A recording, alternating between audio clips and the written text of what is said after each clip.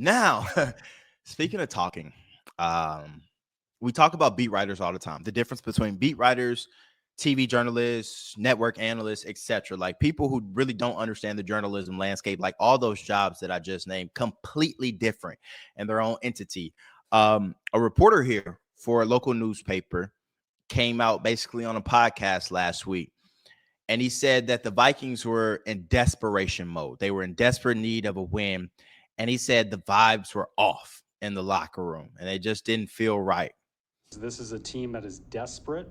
The Cincinnati, and it's weird to say it for a 1-1 team to use the word desperate, but vibes are not great. That's at least kind of what I've been sensing around the team. And O'Connell said it. When O'Connell was talking about Carson Wentz this week, he said, hopefully we see consistent success. And then he said, which is what our team needs right now. I think he realizes this team needs a boost. This team needs a morale lifter, a reason to celebrate. And so they're going to be hungry coming out here. Nah, I'm not going to lie. When I read that comment and I saw that post, I said, huh? I was like, I was just in the locker room with these guys the other day. I was shaking their hands. They was laughing. They was talking about college games. Like, everything seemed fine to me. I mean, it was just one loss. You know what I'm saying?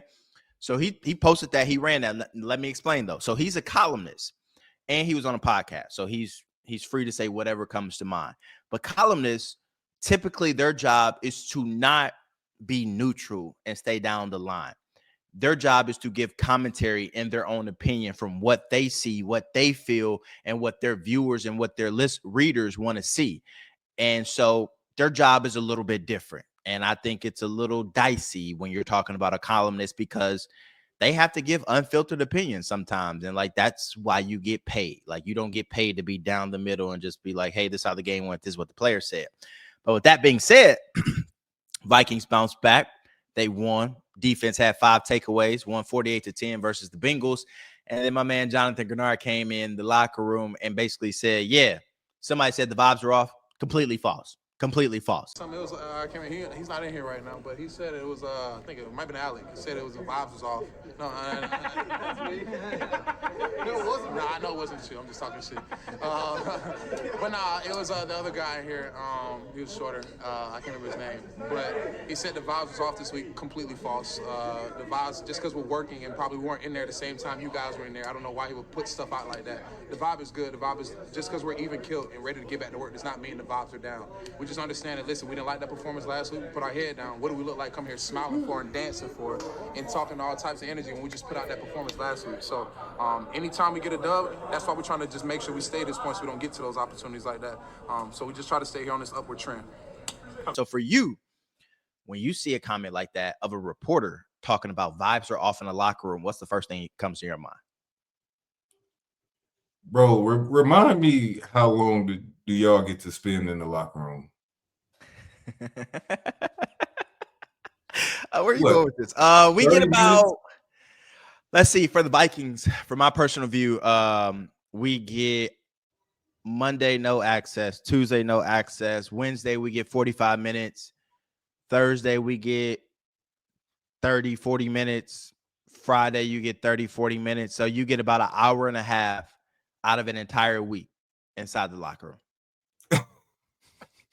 Come on, man. You're in there for 45 minutes at the most a day. You're not getting the true vibes of that team, bro. First of all, most of the guys they're getting ghosts. They're not trying to be in there while you guys are in there. So, Facts. So you're not getting the true sense of what this team is feeling, how this team is preparing, and the way in which that they're going to go into the next game. So for you to make some type of assumption that you can know what vibes are going on in this locker room from your 30 minutes in there talking to 2-3 players, it's just not something that you should go about. You should rest your hat on, I don't think. So you don't think that we can get a sense of the mood in a locker room within 45 minutes, 3 days in a row? I really don't, bro. I really don't, because like I said, you're in there at a time of transition. You're in there at a time where a lot of guys are somewhere else. They're eating lunch. They're sitting on the players' lounge. After practice. Yeah, they're tired after practice. That You know what I'm saying? Like, you're not in there privy to what's happening in those meetings. You're not in there privy to what's happening when guys first walk in and they're greeting each other and they're talking about, yeah, we could do this better and that better. And you're not privy to any of those conversations. All you see is guys on their phone and decompressing and things like that. You're not really seeing what's actually happening in the locker room and the way guys are coming together. And even at practice, when you're out there, you're only out there for a small warm-ups. You're only out there for warm-ups. So you don't get to see the whole practice. You don't get to see how guys are vibing together at practice either. So it's all just an assumption. It's an inference. And it's not even an educated guess.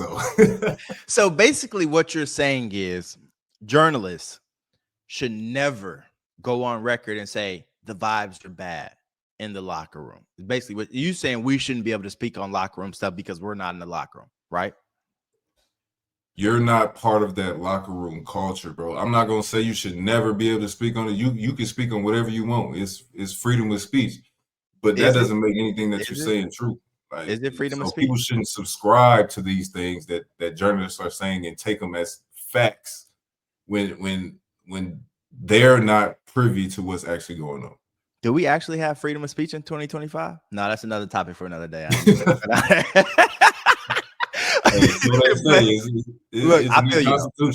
Yeah. let's go back to history class for some folks. But no, look, I feel you on that. That, like I said, I saw that. Y'all see the Jonathan Greenard video after the game, and I mean, I thought it was quite entertaining. He's lighthearted though about it. He was like, look, I don't think he was mad about it, but he was just like, basically don't be saying that. Like, the vibe is good. So I think there's always going to be something. There's always going to be a storyline that a journalist creates that an athlete doesn't like. Yago say that we don't know this, we don't know that. But the fact is, we got a job to do. We got content to fill. We got articles to put out. Like, we got stuff to do. And we just can't, like you just said, y'all ducking and dodging us in the locker room. So what you want us to talk about, dog? Like, what you want me to say? Like, if only 4 players talking in the locker room and their answer's like, yeah, great week, another opportunity to be better. I can't wait to go out there. Man, I can't go run that every single day. Like, the fans don't want to hear that, bro. So I think sometimes y'all don't understand our point of view and how redundant it can be going in that locker room, getting the same type of answers for from late July to late January. Like, that can be a little bit boring. Hey, by all means, do your job, but be ready for the pushback. That's all I'm saying, man. It's gonna be pushback. It's gonna be guys calling you out, and just be ready for it. Facts. That's why I don't make many bold takes like that, because confrontation is not good. I'd rather not have it. Don't tell me you're scared now. Nah, I ain't scared. I ain't scared of no confrontation, because sometimes you got to ask the hard questions. But I think that when you go out there and you make a statement, like a broad statement like that, like you said, like, I think I understand being a former football player in the locker room. Like, we spend a lot of time in the locker room, like before practice, after practice, before meetings. Like, we could be playing a lot of games, having a lot of fun in there. But, when a reporter's coming, it's like, all right, let's get out of here. Like, we don't feel like dealing with them. So I understand. I wouldn't make a statement like that, but I also understand why he made that statement. I didn't agree with it, but I did understand where it was coming from. So, another interesting week in football. The storylines just keep on coming out. That divide between athletes and journalists just continues, and it gives us something to talk about on Must Be Two Sides. It sure does, man, and it's getting a little better, man. I think, what I'm saying. We figuring out how to bring athlete and media together, and we're gonna continue to do that on this show, man. Y'all keep tuning in. Hey, we appreciate y'all tuning in. Oh, and if y'all see the gear, I'm repping the Salukis today. They got a big win this past weekend versus our rival, SEMO. So shout out to Nick Hill. Nick, if you watching this, you see this. I need a swag pack too. MyCole ain't the only one that should get swag packs every year. You feel me? Go and send me something too. I'm on TV. I can rep us real good. Get some guys from Minnesota to come down to Southern Illinois. So Nick, if you see this, Ahmad, I had to make an appearance. To get my swag bag. So man, you get it delivered every year. What is you talking about? No, I don't. Don't spread them lies. Don't spread them false narratives. You've been in the league 10 years. How many years have you gotten the swag pack? Probably like 4 years. 4 out of the 10 years. That's FOMO to me. I've been on TV. He done had me talk to the team, help some players out, talk to them about journalism. Coach, hook me up. You feel me? Send us some gear so we can put it in the background, rep y'all all season. Also, MyCole feels a little left out. He said he ain't get a swag pack every year. So, Coach, send us some more gear so we can rock it on this show. We appreciate you. Congrats on that big win. Keep it going. Make sure y'all like, comment, and subscribe, baby. Let's do it. Bring it back. We'll see y'all next week. Holla.